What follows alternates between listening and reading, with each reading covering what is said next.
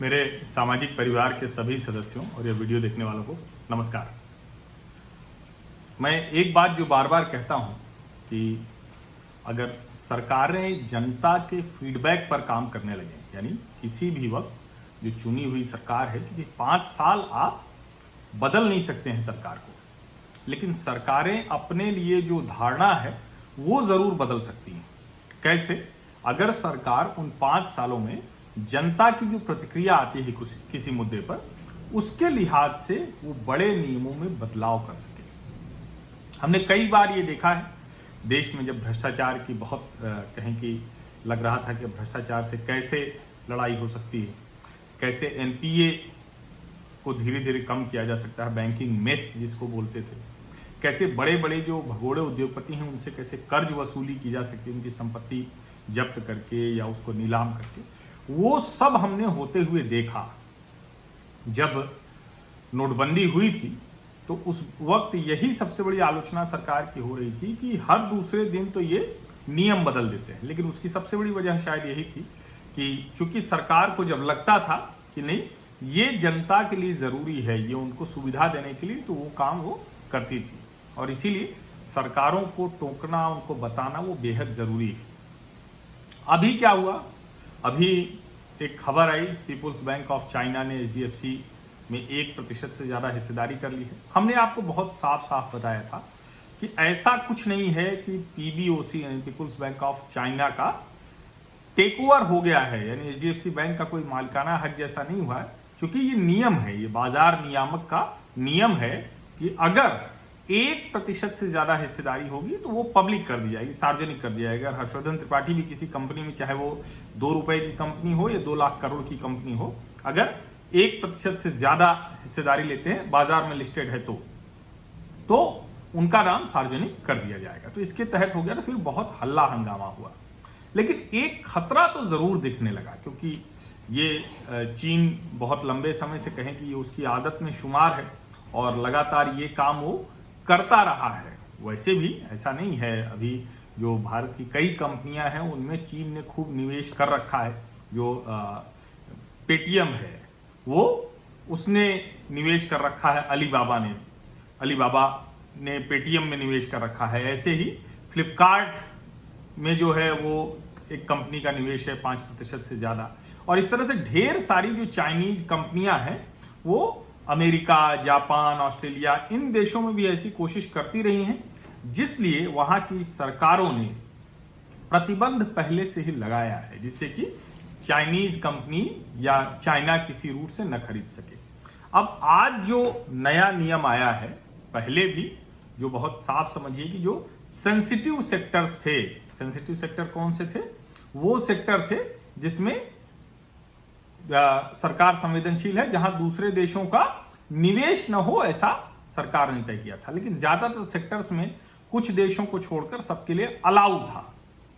जैसे जो सरकार का नया नियम आया है तो उसमें चेंज जो हुआ है वो कह रहा है कि a non resident entity can invest in India subject to the FDI policy except in those sectors activities which are prohibited, यानी जिसमें प्रतिबंध लगा हुआ है उसके अलावा कर सकता है, उसमें तो सबके लिए प्रतिबंध है। However an entity of a country which shares land border with India और where the beneficial owner of an investment into India is situated in और is citizen of any such country can invest only under the government route. जो भारत के साथ जिन देशों की सीमाएं लगी हुई हैं, और ये जो देश हैं उनको मतलब समझने के लिए बहुत ज़्यादा ये नहीं है कि क्यों ये किया गया है। उसके पीछे निश्चित तौर पर, क्योंकि पाकिस्तान से तो पहले ही नहीं कर सकते थे, पाकिस्तान की कंपनियां बिना गवर्नमेंट उसके नहीं कर सकती थी। लेकिन जो दूसरे देश हैं, खास करके जिसको हम बार बार कहते हैं कि क्या चाइना टेक ओवर कर लेगा, और अब जो ये एफडीआई है, अब जैसे कई ऐसे क्षेत्र हैं उदाहरण के लिए कि जिसमें 100% एफडीआई परमिटेड है। ऑयल एंड गैस है, मैन्युफैक्चरिंग है, एयरपोर्ट्स है, कंस्ट्रक्शंस है, रेलवे इंफ्रास्ट्रक्चर है, ये सब ये कहा गया है कि कर सकते हैं। और जो दूसरे हैं, कई ऐसे हैं जिसमें 26 से 49% तक इतनी हिस्सेदारी वो ले सकते हैं। वो ऐसी ही कंडीशन अप्लाई होती है जो डिफेंस है, ब्रॉडकास्ट है, प्रिंट मीडिया है, एविएशन है और दूसरे ऐसे क्षेत्र हैं। और प्रोहिबिटेड सेक्टर की भी लिस्ट है, लॉटरी, सिगरेट, एटॉमिक एनर्जी, इसमें नहीं कर सकते हैं।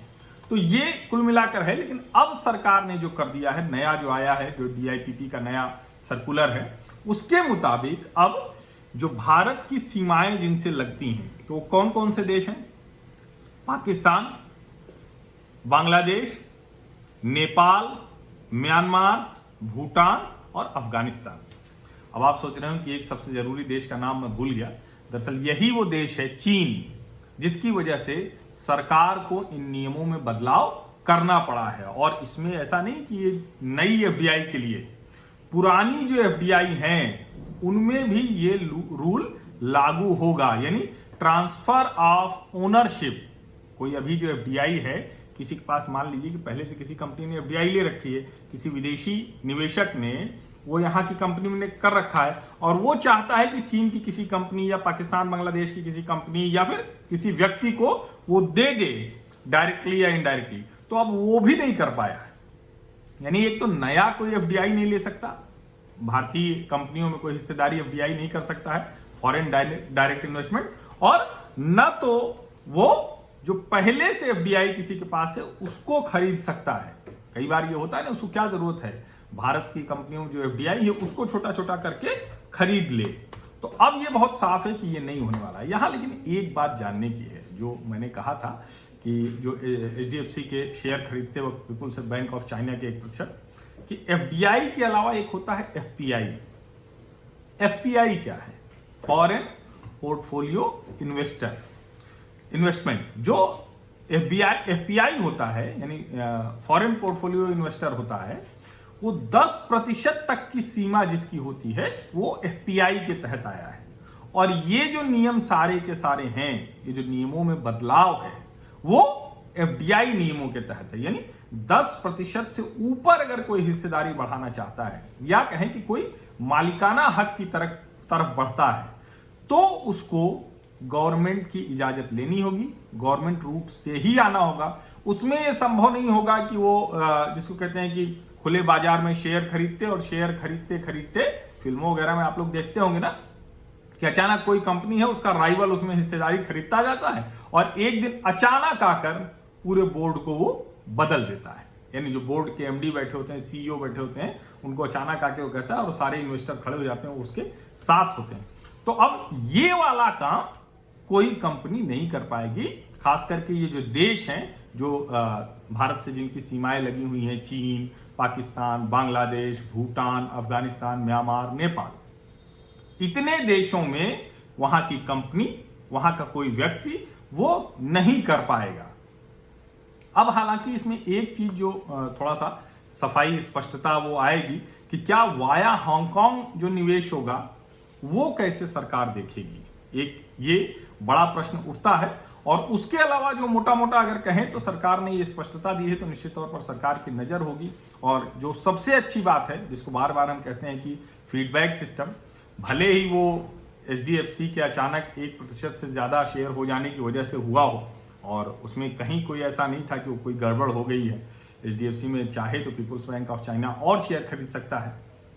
एक स्पष्टता जो मैंने आपको और दी कि जो ये FPI लिमिट है फॉरेन पोर्टफोलियो इन्वेस्टमेंट की, वो 10% से नीचे जो पेड अप कैपिटल होता है किसी लिस्टेड कंपनी का, किसी भी मतलब जो भारतीय शेयर बाजार में जो लिस्टेड कंपनी है उसका जो पेड अप कैपिटल है उसके 10% से अगर कम है तो उसको FPI फॉरेन पोर्टफोलियो इन्वेस्टमेंट माना जाएगा। और ये जो नियम है वो FDI के लिए है। तो ये सारे देशों के जो कंपनियां या व्यक्ति या कोई संस्था वो भारत की कंपनियों को जो टेक ओवर कहें या निवेश कहें या जो जिस भी भाषा में आप समझें, वो FDI नहीं कर सकेगी, यानी 10% के ऊपर हिस्सेदारी नहीं बढ़ा सकेगी। तो अगर किसी कंपनी का निवेश बढ़ता हुआ आए, कल को फिर ऐसी कोई खबर आए जिसमें आपको पता चले कि फलाना चीन ने या किसी और देश की कंपनी ने इतने प्रतिशत शेयर बढ़ा लिए, तो वो समझिएगा कि 10% तो एफपीआई लिमिट है, उस वक्त आपके दिमाग में ये सवाल अचानक न गूंजने लगे या कोई आपको बताने लगे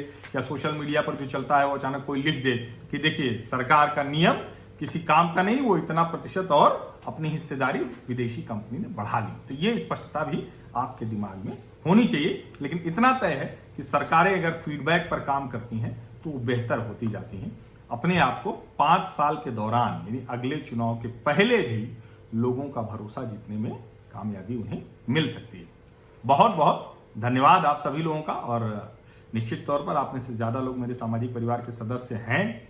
जो नहीं हैं उन्हें क्या करना है, सिर्फ सब्सक्राइब कर लेना है और नोटिफिकेशन वाली घंटी दबा देनी है, जिससे कि इस तरह की सार्थक जरूरी बातचीत, वो कोशिश मैं ये करता हूं कि आपको उस भाषा में, जिस भाषा में हम लोग बातचीत करते हैं, उस तरह से कोई भी खबर समझ में आ जाए। वरना खबरें तो चली रही हैं, वो टीवी चैनल है, इतने सोर्सेज हैं, बहुत कुछ है। लेकिन अगर सामान्य भाषा में, सरल भाषा में, सहजता से समझना है तो उसके लिए यहाँ आइए और सब्सक्राइब कर लीजिए, नोटिफिकेशन वाली घंटी दबा दीजिए। और आपको लगता है कि दूसरे लोगों को भी इस चैनल के बारे में जानकारी होनी चाहिए तो उनको भी इस चैनल का लिंक बढ़ा दें आग्रह के साथ। बहुत बहुत धन्यवाद।